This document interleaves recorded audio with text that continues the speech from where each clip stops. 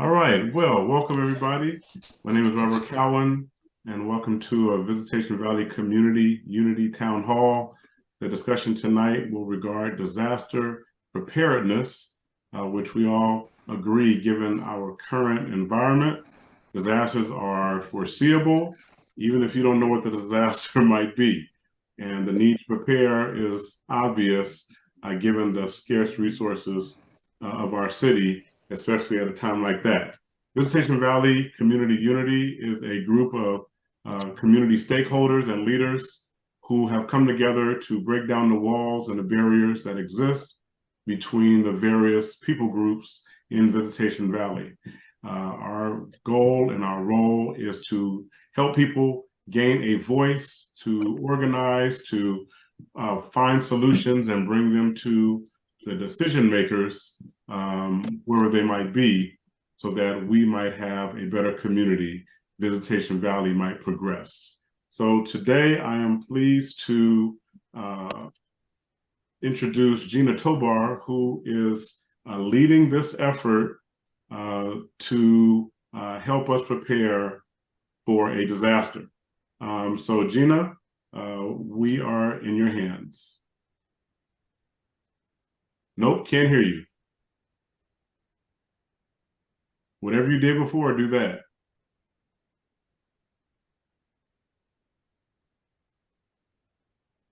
Uh-oh. Well, we did have you for like 15 seconds, but we can't hear you right now. All right, so maybe you can log in on your phone as has been suggested, or just another device, because this one isn't working. We can't hear you.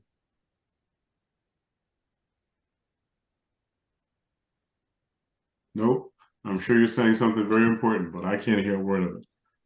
Okay, so if you're unable to log in on another device, then what I will do is, okay, yeah, go ahead.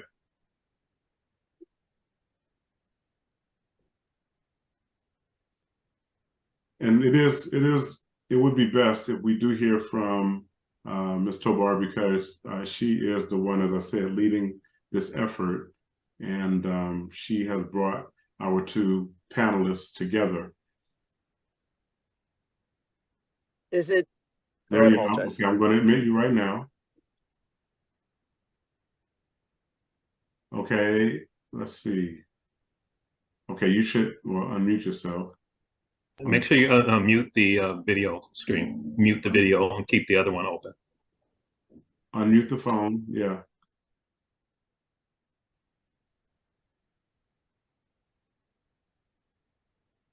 You're still muted on the phone.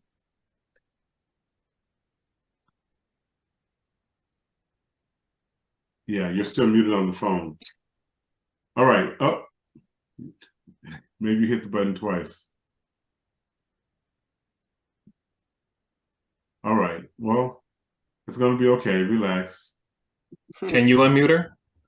All I can do is ask her to unmute. Yeah, can you unmute her? I think you can, Robert. Well,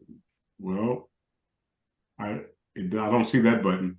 I just see no, that. she can mute herself. He can't unmute her if she doesn't want to be heard.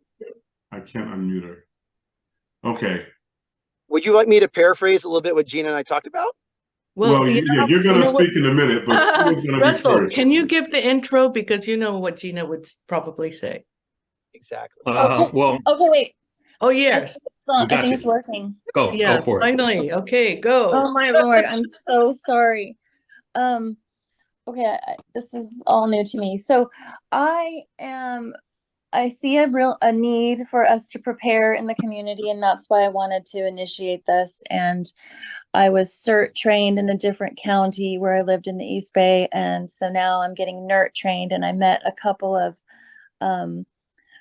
intrepid NERT volunteers as well that are also in Viz Valley and really interested in boosting and helping in this effort. And then I took the training with Sue Brown for Map Your Neighborhood so that I could organize my neighbors. And I just really kind of want I know everybody feels like they want the neighborhood to be safe, and I think this is a topic that we can all rally around, despite other differences that we may have in the neighborhood. That's all. Okay, will you please introduce Sue for us? Oh, okay. Sue Brown. Can I ask a quick favor? Oh, yes. I apologize. I have double booked myself tonight, and I am very sorry about that. So can you help me understand what the format's going to be so I can do some time setting expectations right now? Okay, so I thought we would introduce Sue first so she could speak briefly, and then you could speak more length after. Sue, would you be okay if I went first? And I would be happy to come back again and do more follow-up, but Sue, would you be okay with that? I guess I just thought we were doing it in like a chronological way of doing things. So I think that's probably why I went first. And so knowing that, we can map your neighborhood for any neighborhood, I just thought, well, this would be one way to, be able to bring you in, and introduce your block captain ideas too. So you go ahead. So I'm just looking at, I've always got plenty to say. So if you want to go ahead. Yes, and I want to just compliment Sue because, obviously I'm wearing my uniform. I do this for a living. Sue does this out of pure passion and heart, and she's incredibly productive and prolific and successful. So I just want to acknowledge Sue's leadership. We're really blessed to have her in the city. She's done more than almost anyone else I know when it comes to this work in a volunteer capacity, regardless. So Sue, I just want to acknowledge that. Daniel, before you begin, Daniel, I just want to say, so it will be 15 minutes for you and then for Sue, and then it'll be a Q&A after that. Can I just apologize and ask that perhaps I could just present and make questions? Because I cannot stay that long. I apologize. Is that possible? Well, if it's not possible to do it another way, then let's do it how you can. So if you would, please present for maybe 12 minutes and then Q&A after that. Thank you so much. And again, I want to point out that Sue and I talk all the time about our work, and they're incredibly complementary programs. And Sue, I think when I explain the work that we provide communities, I believe it will easily dovetail, and Sue can follow up on the questions too. So the program that I manage here in the city is called the Neighborhood Empowerment Network. It was born out of the lessons learned of Hurricane Katrina, and very much reflects, I think, the ethos and values that are alive and well in Visitation Valley today. The reality is there are an incredibly diverse group of residents in Visitation Valley. I've worked out there for almost 20 years, from the Housing Authority site up the street, all the way to working with Fran Martin and her team on the Viz Valley Greenway projects. And so I know the community well, and it's just an incredible collection of diversity, probably one of the most diverse neighborhoods I know in San Francisco. And, the reality is that diversity is one of your greatest strengths. And at the same time, though, it affords you a real opportunity to lean forward into the mission of disaster resilience. And the reason why I say that, and I think we're all becoming experts at disaster resilience, turning on the news lately. I mean, look at Libya, look at Morocco, look at Lahaina, look just every night in the news. You're seeing communities all over the world being struck by these incredibly intense events, largely generated by climate change. And the reality is that what you also see is the fact that in many cases, it's really neighbors and community organizations coming together in the immediate moments and days and weeks after the disaster, and establishing an incredible safety net to protect the health and well-being of the residents and the community, as well as just the overall integrity of the community as well. Specifically, one of the programs that we manage is called the Hub initiative. And the Hub is a program that's up and running in the Excelsior, in the OMI, in the Bayview, in many communities around the city. But it's a very simple concept. What it is we bring together stakeholders from a wide group of sectors, faith-based organizations, neighborhood networks, CBOs, merchants, just about everybody who would be either impacted or would want to contribute to the response to a disaster. And what we do is we sit down before the disaster and we say, what are you most concerned about? Like, what are the shocks that you think are the ones that really keep you up at night? And you'd be surprised the wide range that we hear every time we ask that question. For some, it is a massive earthquake. For other, it is climate change and heat waves. For others, it's a wildfire, which is one of the things that the Diamond Heights neighborhood is very concerned about. And so what we do is we sit down and we have a blended cohort. So it's not just one layer, it's everyone, and unpack what the impacts of those shocks could be, who would be most impacted, and what kind of strategies or solutions would make the biggest difference in preparing those folks for the disaster and then protecting them during the disaster. And I think consistently what we always hear is the most vulnerable populations are always seniors and people with access and functional needs and families with small children. And we know there are a lot of people that meet that threshold in the Visitation Valley area.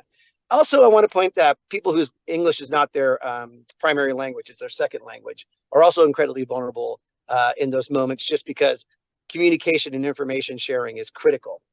So what happens is we sit down and we do this like process, human-centered design process, and we generate all these outcomes.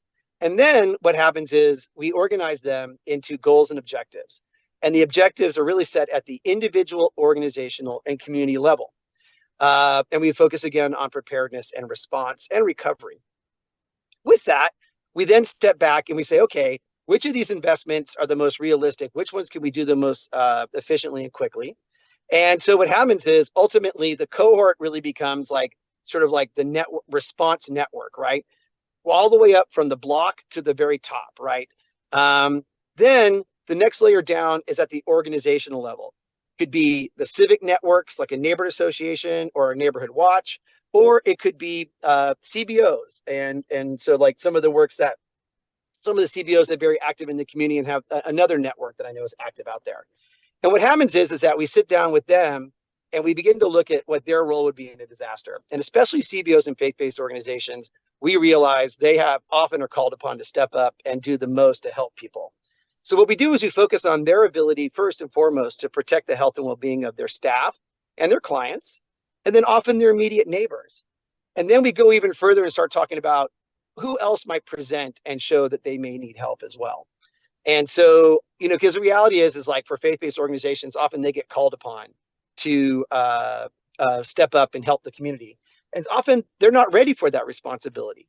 And so we're creating programs like the Strong Organization Program, the Strong Congregation Program, which really give these organizations a chance pre-event to really understand what their role might be and then work to achieve that performance goal during a disaster. And ultimately, we then get down to the block level and the resident level. And Sue and I have two very complementary programs.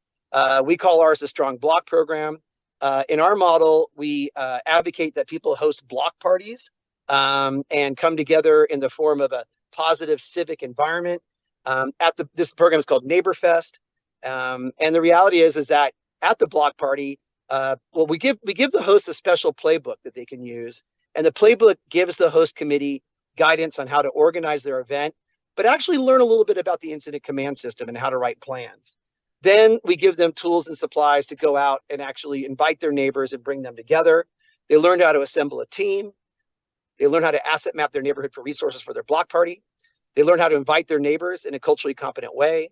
They learn how to pull off a great event, activate their street, set up a registration station where people can come and check in and fill out a form that learns about them, their household, any skills and resources they may want to share during a disaster. And then, of course, they set up a big table and everyone brings food out in a potluck. And people just generally socialize and connect. And often we find that people may connect for the first time because it's often difficult in the city sometimes to create those opportunities for people to meet, especially folks that maybe perhaps have a different cultural background or language background. Then, of course, what we hope is that then they'll be able to come together during times of stress or just on a daily basis and be able to support each other. The new playbook that we're developing right now is called the Block Response Team Playbook. And this is a good complement and transition over to Sue's work. And what the Block Response Team program does is actually helps that leadership team, perhaps the one that did the block party, or just any leadership team on the block, perhaps let's say a neighborhood watch, and trains them to actually, and gives them the guidance on how to activate in a disaster, assemble a team, conduct wellness checks on their neighbors, and then actually come back and provide support either in their home or at a central location, a comfort station, a meal station, perhaps even a little additional support around collecting information and sharing information and trying to get that to the first responder community. And this is a program that Sue and I have been talking about for a very long time that I think is a great program that plugs into the Map Your Block program and provides just a little more guidance about what to do when you're confronted with those complicated scenarios that maybe perhaps you don't deal with every day. In the end, we did an assessment of our NeighborFest program after the pandemic, and we surveyed over 25 host teams, and 100% said that hosting a block party not only prepared them to be able to activate during the disaster, but it actually helped them identify the most vulnerable neighbors that they would need to help, as well as identify other neighbors that might be able to help them via joining a team. So that's really the net and at the core of what this program is. It's called the Empowered Communities Program. And in reflection, it starts at the highest level, bringing together all the stakeholders and constituents that are kind of leaning forward on this mission, and then turns around and reaches down into the community at the organizational network and even individual level, and provides them with unique capacity building resources that help them lean forward into almost any hazard, not just earthquakes, not just heat waves. We never know what's going to happen every day in our city. It could be just a residential fire on the block. But we've seen time and time again, the communities that are using these systems have been able to step up and be there for each other when they need each other the most. So that's, in a nutshell, what I was hoping to share tonight. And, you know, I don't know if anyone has any immediate questions right now I could take, or I could hand it off to Sue, and I'm sure Sue could amplify some of the points I made. But in the end, I want to point out one thing. It's not about stuff, it's about connection. And so I want to be very clear. Getting prepared for a disaster is not about spending a lot of money. It's about spending time with each other and getting to know each other. And in the end, those relationships are the ones that manifest in the most contributional way to resilience. I have a question for you, Daniel. Thank you so much for that, for your comments. At the Strong Block event, is there a presentation given about, you know, preparing, about, you know, how to help your neighbor or whatever, or is that just a time where people just hang out? Well, it's a casual event, but we have had people invite their local NERT representatives to come, like Gina, and make a presentation. We don't have a formal core that goes out because, like right now, there's NeighborFest running in some of the neighborhoods of San Francisco, and there's like 3 or 4 every weekend. And so we don't have a formal team that comes out. But then often many of the NERTs are trained and prepared to come out and provide basic preparedness information. And we can always try and work with the director of the NERT program in the city to try and identify folks that could come out. So, but we do feel that just by hosting the block party and using the simple tools that are there, people are getting more prepared than they realize. Okay, so the other question I have regards the strong congregation part of this. I know that you go from area to area doing a presentation, getting the neighborhood together and getting all this high level stuff done. So my question is, you know, since you're so busy, who knows how long it'll be before you're in Viz Valley. If a congregation wanted to access whatever that program is, could they do it, or would we have to wait until you came and started your program in Visitation Valley? Well, I want to be entirely transparent that we actually just secured the funding to develop this program with the congregation in District 7.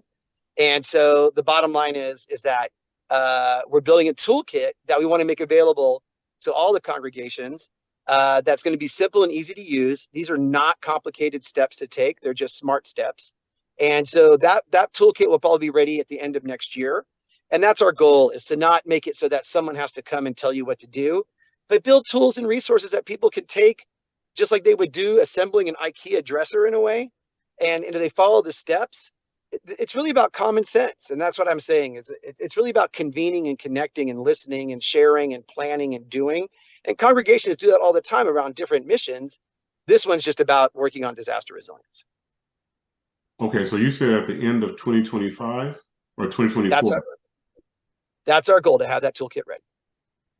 Okay. All right. Anybody else have any questions for Mr. Holmesy? Oh, I have a quick question. I like the idea of neighborhood fest and block party. I'm just curious, is there something you assist with, your organization? Because I'm sure, you know, if it's like a little bit of a bigger event, you need permits and all that. Can you just talk about that a little bit? Yeah, we don't actually have funding for NeighborFest citywide. Some supervisors have given us funding to run the program in their district. Districts 2, 7, and 11 right now are running the NeighborFest program, where we are able to provide barricades and permits and a lot of wonderful resources. We'd love to be able to offer it citywide. We work with livable cities on that program, and they're the ones that run Sunday streets, et cetera, et cetera. But the bottom line is that we do make the playbook available for folks. And if you use the playbook, you can still achieve the outcomes. You might have to contribute some of your funds to get a block party permit. And I've done it before. In the end, the total cost for the block party could be a couple $100. But the benefit to the community is rich. And there's already over 200 block parties happening every year in the city outside of our program. So we believe there's a huge appetite for this already. And we just want to provide people with additional guidance to use it. How much funding did it take for a District 2, say, that they had to approve so you can do that Neighbor Fest? Well, I mean, the block parties cost around about $1,500 total to produce. Okay. So the more money you get, the more block parties you get. All right. Anybody else have any questions for Mr. Holmesy? Yeah, I would like to know how we can connect with you about the playbook, and then if you could just maybe present that as well on Saturday in person. Sure. So the playbook is at neighborfest.org. That's where it's located. And I'm sorry, is there an event this Saturday that you believe I'm coming to? The in-person one at the library on the 23rd? Oh my goodness. I am so sorry. Okay, we will talk. I'll circle back offline about that. I did not have it on my calendar, so I apologize. Okay. Did you send me an invitation to that? Yes. Oh my goodness. Yeah. Okay. I will circle back offline and we will figure out what we're going to do. Okay. Okay. I apologize for that. All right. It's an incredibly busy time of year. I apologize. And I obviously missed that invitation. So I apologize. We will work something out. I promise. Okay. Okay. Okay. Thank you. Gina, if you could just give an announcement before Sue comes on regarding the event Saturday. Oh, okay. So coming up this Saturday at the library, we'll have Sue Brown and me, and then some other people in the neighborhood convene, and we'll talk about next steps and kind of move the needle along with this. And I think really it's useful to start with getting to know your neighbors, because then you'll know who is likely to come out to a block party or a meeting or whatever. And having safety in common is really just the goal. So absolutely. Sue, I'd like to introduce Sue, and she has, if there's no other questions. Any questions for Daniel? And I'm happy to come back another time and follow up. Okay. This is a conversation that needs to go on for a while. So I really appreciate your flexibility. And I apologize for having to step down early. But Sue is an expert, so you're in good hands with Sue. So I'm going to sign off. Have a wonderful evening. Thank you for your leadership and your commitment to this important work. Okay, thank you for participating. Thank you. Of course. Good night. Good night. Gina, before you introduce Sue, can you say what time the event is on Saturday? Okay, on Saturday, it's just an hour. It's just getting your feet wet. It's just in getting to know some of your neighbors who are also interested, so you can make some acquaintances and then hear what Sue has to present. And then also we'll talk about the plan. So it's on Saturday from 10:30 to 12. Well, 10:30 to 11:30, but we may go over. So we've budgeted 10:30 to 12. All right. And at the library. in At Viz Valley. At Visitation Valley Library. Yes, I'm sorry. I'm really new at this. I'm good at attending meetings, but I'm not really good at announcing them, apparently.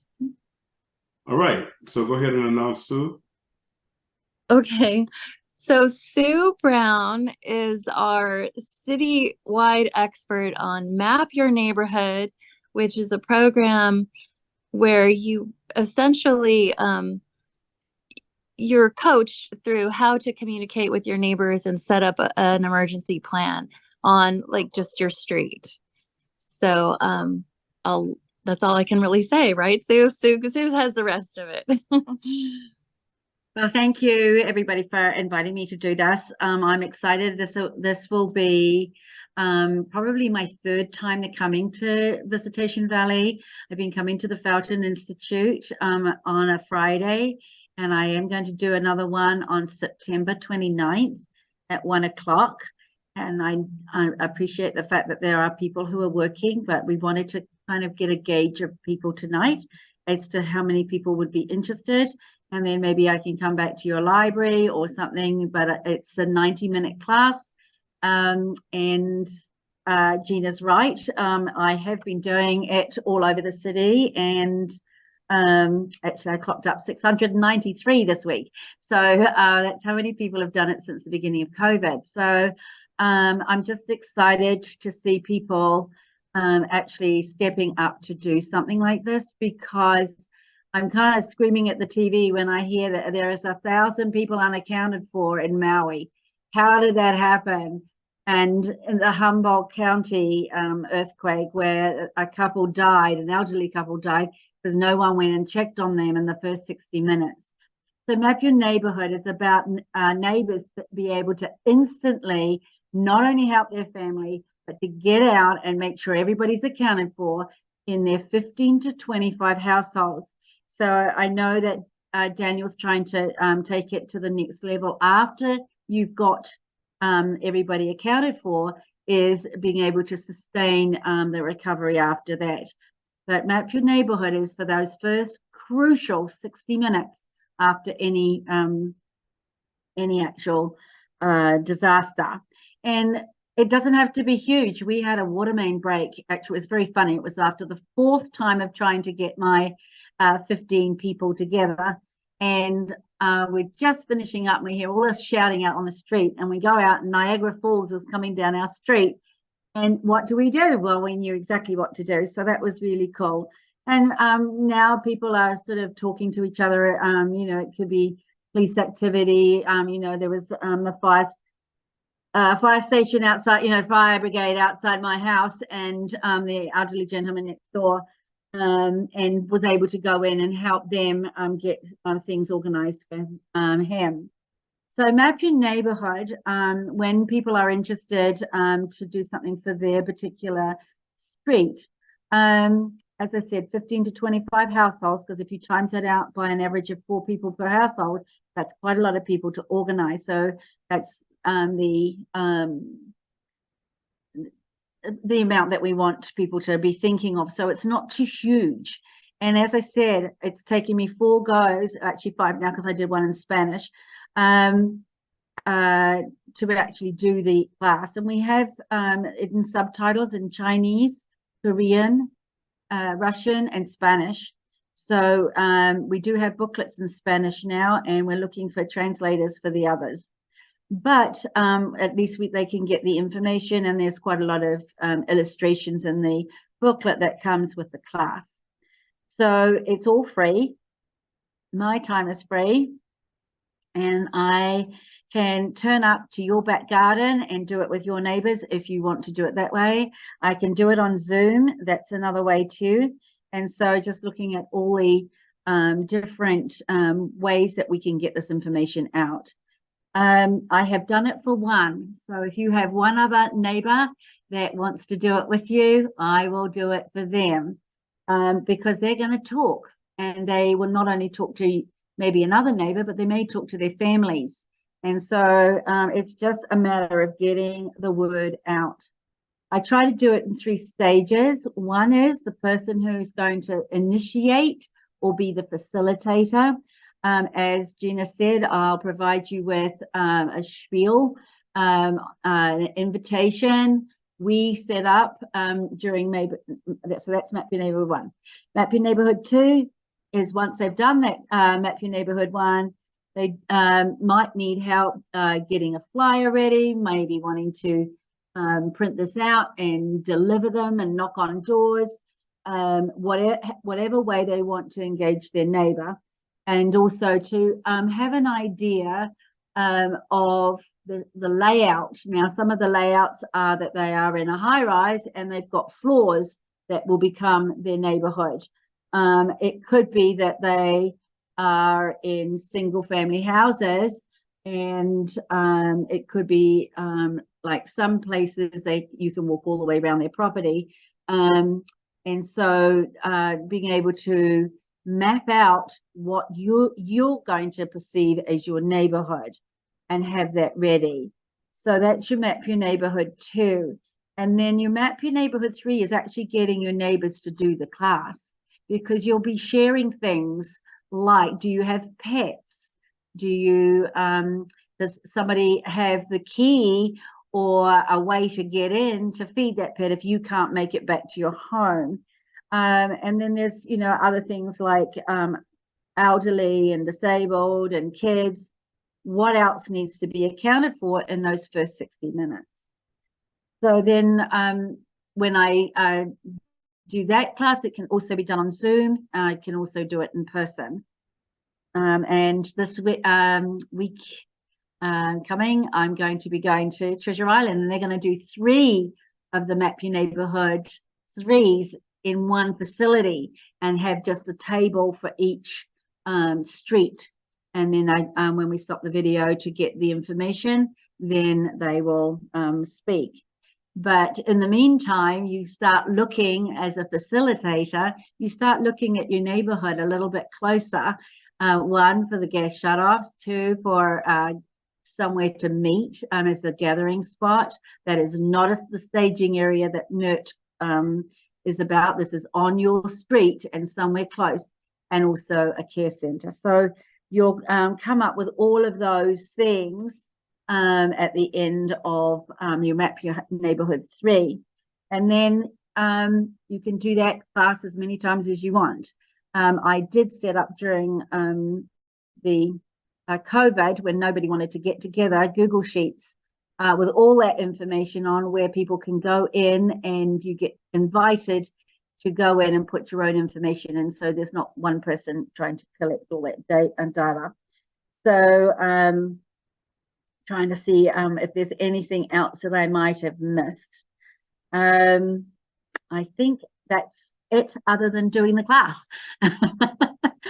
So willing to come out. My best days are Tuesdays and Thursday evenings.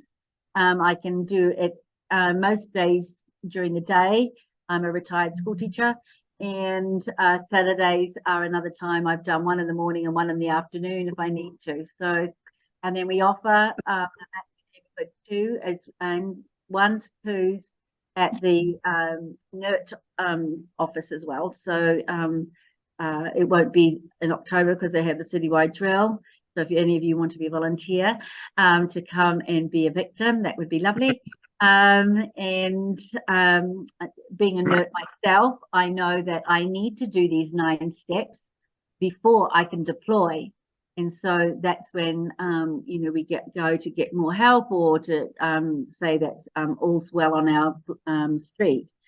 So it kind of fits in with all of the other things that are going on. And I can hear that Daniel is wanting to do a lot more about the recovery stage as well, hearing the sites that he's wanting to get on a bigger community level. But mine is right down close to home. So for the Map Your Neighborhood. Yeah, so any questions? Yes, I have a question. Yes. Yes, so Sue, thank you for the presentation. As you know, maybe about Visitation Valley, one thing is that the largest property owner out here is now Mercy Housing, and they're affordable housing developer, and they have they're going to have hundreds of units in individual buildings very soon. Have you done any of this training with Mercy? And do you know if these buildings, like individual buildings, have any kind of program like this that, I mean, it really would be building specific? I've actually have not done anything with Mercy. I haven't been invited to do that, but willing to do it, very much so. And do you know how many are going to be in each building? Well, if we build all of the Sunnydale area, it'll be 1,700 units total. And so, you know, obviously each one's going to have a varied amount of people. Yeah, like the building right across from your church is like 50 units. Yeah. So like there's 50 to probably 100, 150 per building. Wow. Okay. So even in that, you know, maybe every level is, you know, every floor is a neighborhood. So they make sure everyone's out if, you know, they need to do that. I actually went downtown to do a high rise, and they had, I think it's 40 floors. No, there's more than that, because it was the floor 40, I think, that actually caught fire. And so, you know, they are more really looking to make sure that they have lots of other things in place. So I'm looking at some of these multi-units, you know, being more than maybe one neighborhood, but you've got to get at least one person in there, and people who are maybe on the you don't call them homeowners, resident associations or something like that, to get the ball rolling. And definitely would go to any of their residential meetings if they wanted that, you know, me to do that. And the more we can do it, I'm just all about having everybody in San Francisco ready. And we have so many new people here that have never experienced an earthquake. Not that I'm asking for one, Lord, but I just know that until we get a rumble, when people are going to be very complacent about what that is going to look like. So, for those of you who are on the call today, you are ready to, you know, take that next step to, you know, at least talk to maybe one other person, you know, one other neighbor, and say, hey, would like to do this class. You want to come too? And then you have two people doing it. It makes it halves the amount of work to do. So that's. Edith has her hand up. Yes, hi. I just wanted to add that emergency preparedness is a big topic. You've heard about cooling centers, you've heard about, you know, NERDs meeting at different locations, but Gina really wanted to start a ground level, grassroots, get to know your neighbors. And I think that is a wonderful first step. Because there are so many components to preparing for an emergency.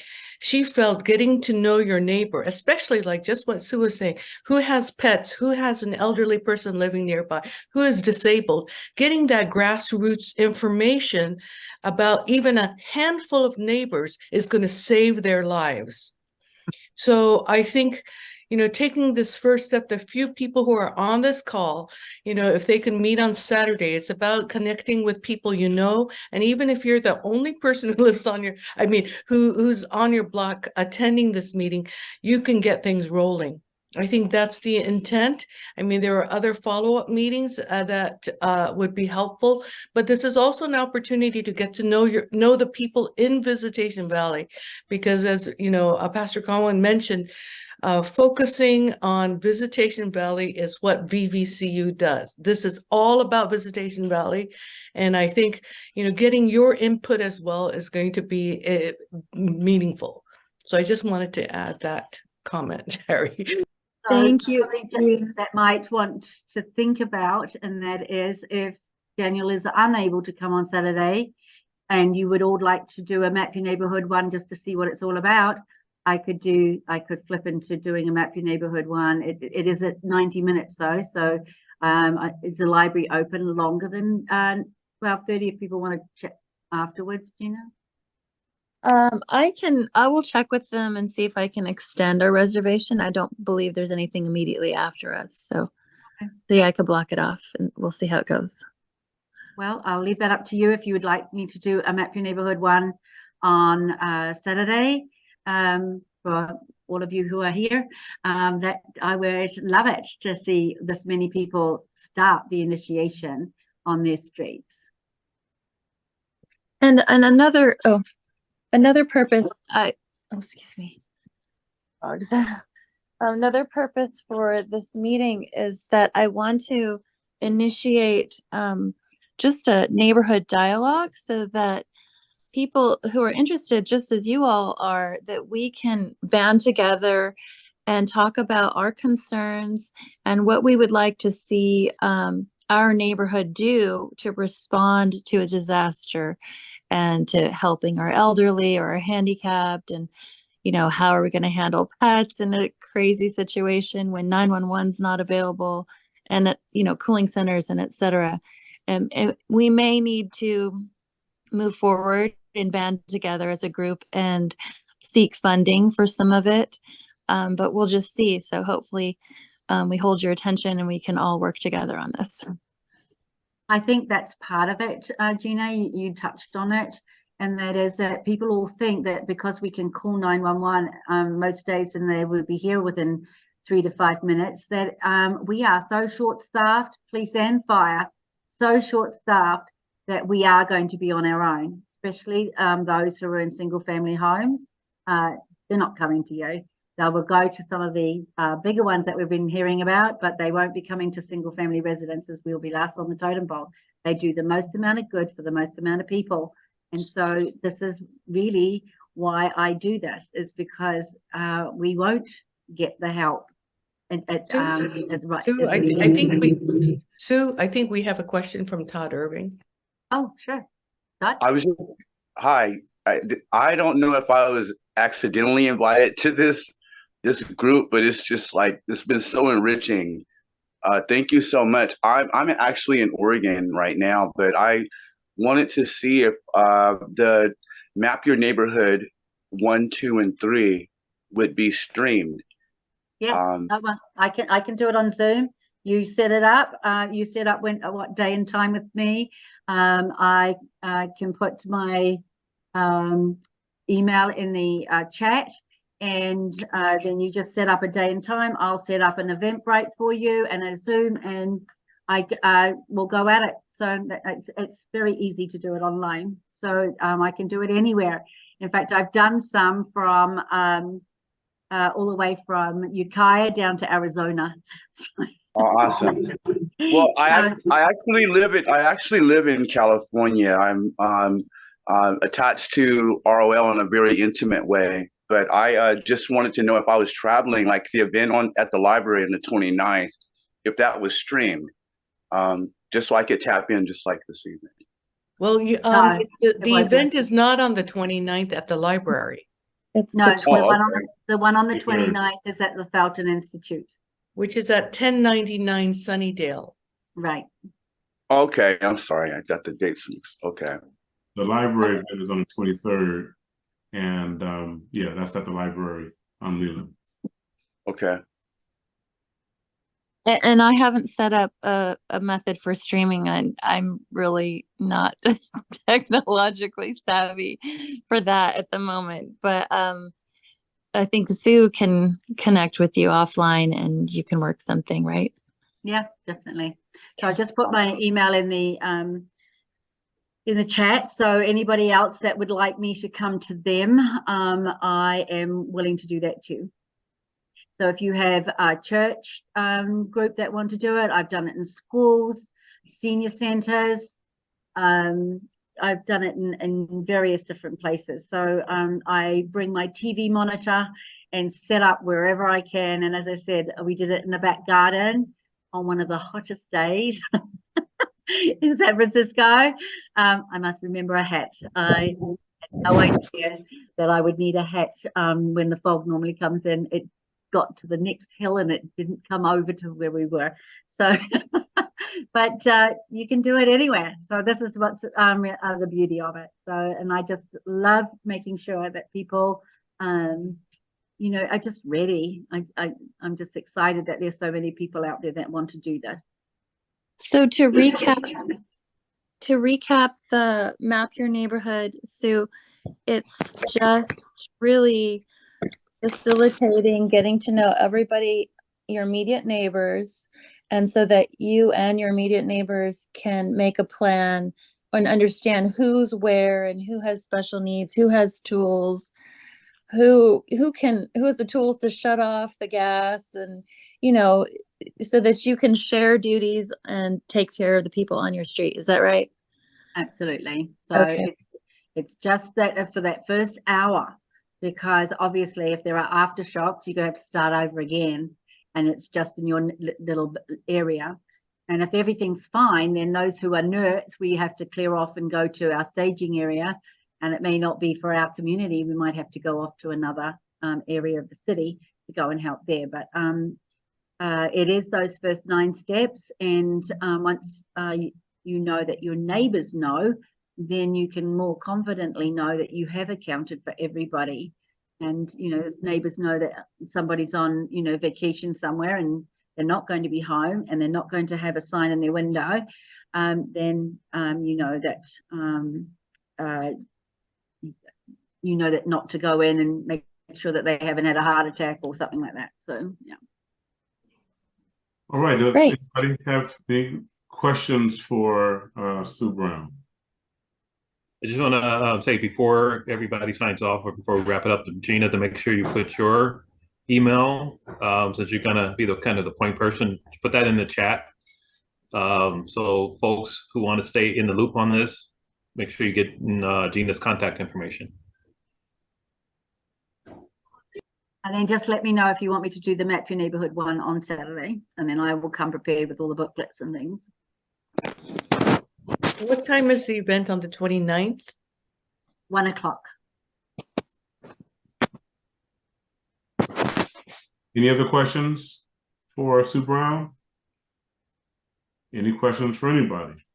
No questions, but I look forward to seeing you on Saturday. One more thing, I think since we're recording this and it's going to be uploaded to YouTube, the chat probably won't be available, I don't think. So maybe Gina, could you say your email so if people see it later, they can still reach out to you? Yes. Can you hear me? My email is ginatobar@gmail.com. That's spelled GINATOBAR@gmail.com. And I will share my cell phone as well. It's fine. Everybody has it. 925-395-7600. 925-395-7600. So you can text me too. Just tell me who you are though, because if you're not in my address book, I won't know. Thank you. All right. Last chance for questions. I do want to thank you, Sue, for your presentation and just being so generous with your time, being willing to go, whether there's 1, 2, or 3, or a whole group. Thank you so much for that. And I know that you're having a great impact, even if we can't know the impact until something terrible happens. And thank you also, Gina, for calling this together. We certainly hope to see many folks that are here on Saturday at 10:30 at the library in Visitation Valley, and come just to meet folks and see if you want to meet further to get a plan together, and so that the community is prepared. And even if you're not a part of Visitation Valley community, maybe you can come and get connected so that you can bring it back to your community, wherever that might be. So thank you again, everybody. Blessings to you, and I hope that you have a great evening. Thank you. Thank you. Thanks for having me. Bye, Go 49ers. Go Niners. Oh, yeah, that's right. Thank you for the reminder. Go 49ers.